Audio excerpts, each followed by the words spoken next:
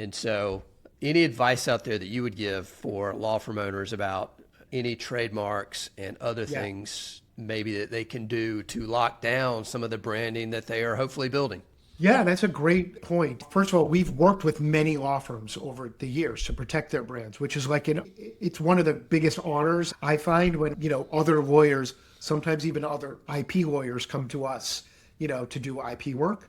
And even if you have I'll say boring law firm name like Erik M. Pelton and Associates, right?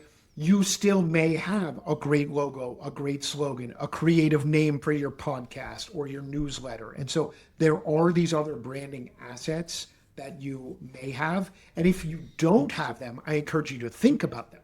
Why create a podcast with a boring name when you can create one with a more interesting name, right? That will attract people and be memorable.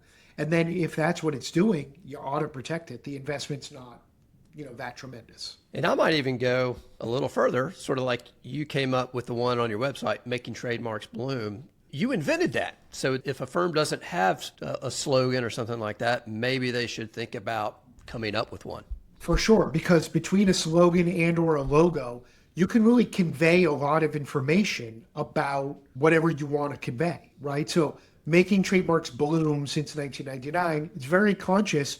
We're talking about how we're helping things grow and become more valuable and become bigger, but also that it's a little bit softer, bloom. It's not like hard-edged like some people think about lawyers, right? Because most people come to lawyers when they have a negative experience. And so we're softening that edge. And then we're saying since 1999, so we're reinforcing, hey, we've been around the block, we've been here a long time.